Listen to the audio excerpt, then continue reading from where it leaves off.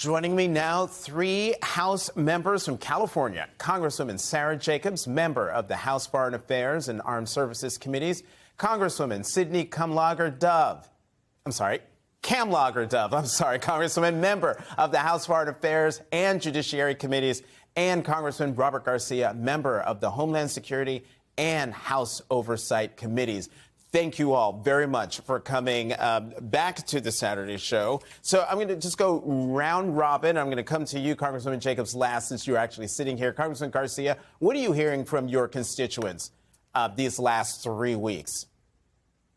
Well, look, people are mad. They're pissed off, and they understand and realize that right now, Elon Musk is essentially the president of the United States, bestowed with all of these powers by Donald Trump.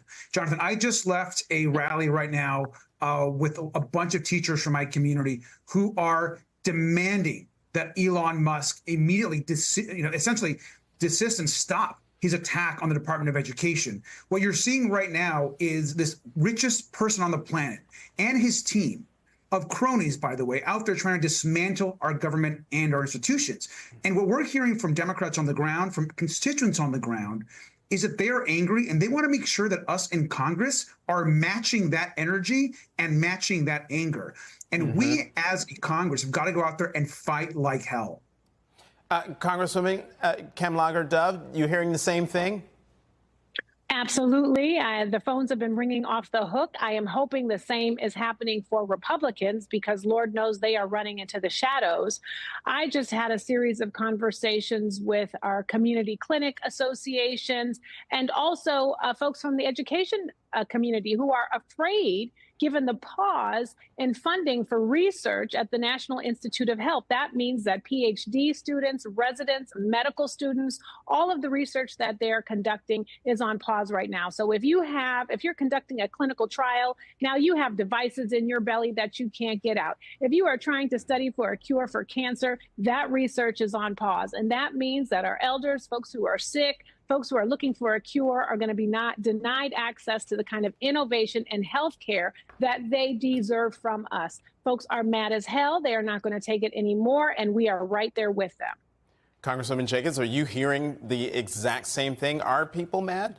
People are incredibly mad, and in addition to being mad, they're scared because, we know that none of us have any idea what Elon Musk and his Doge bros are going to be doing with that very sensitive personal information that they've had access to. People are scared that their Medicaid is going to get turned off.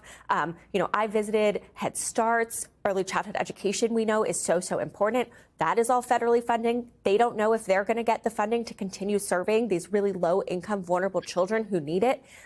There are very real human consequences to what we're seeing happen, and people are really afraid about what it means for their lives. Congressman Garcia, you are on the House Oversight Committee, and if memory serves, y'all tried to get Elon Musk to testify before your committee. That was the Republicans put the kibosh on that. But if you were to get him before the committee, what would you want to know from him?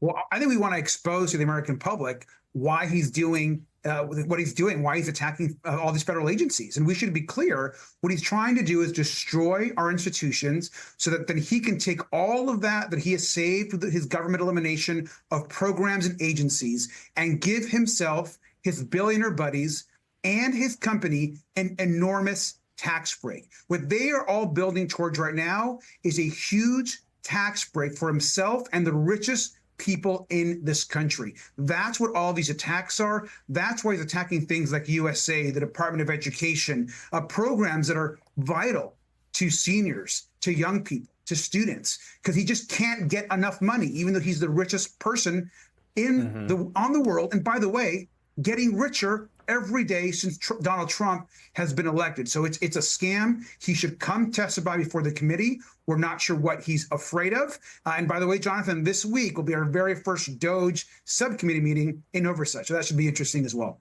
Congresswoman Kamlager-Dove, the question that keeps coming to mind for me in terms of these buyouts and these layoffs is this even legal? Do we even know if particularly the buyouts, which I think the number is up to, last I saw, was 60,000 federal employees took this buyout. But is it legal? Jonathan, it is not legal, and we don't even believe that it is constitutional. That is why we have worked with outside organizations. We filed over 37 lawsuits, and the federal judges are putting a pause on this Elon Musky madness that is happening.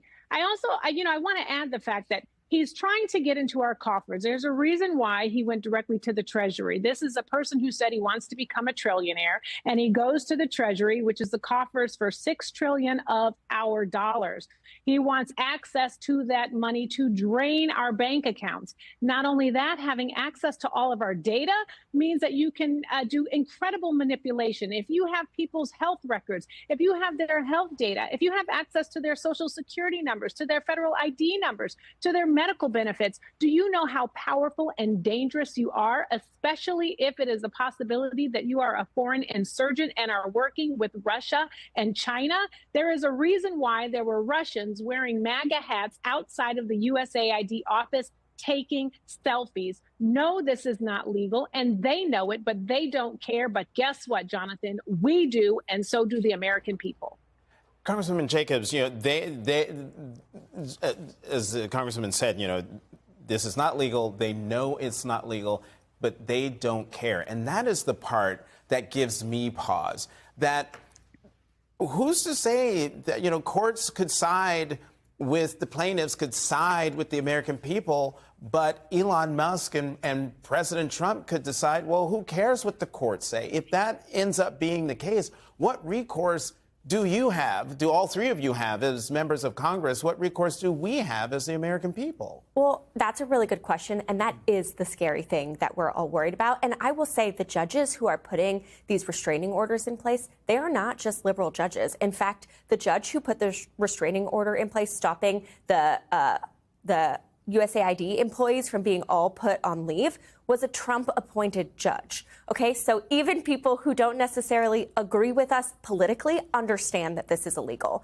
And happily, so far, what we've seen is that for the most part, we have seen them comply with these court orders. We've seen all of the USAID employees, for instance, get an email saying that they are no longer put on administrative leave due to this and that they will comply. But we're going to keep watching in our role, constitutionally mandated role to do oversight. And I'm hoping that if we start seeing these, the Trump administration not abiding by these court orders, that some of our Republican colleagues will finally grow a spine and decide to work with us and support the rule of law.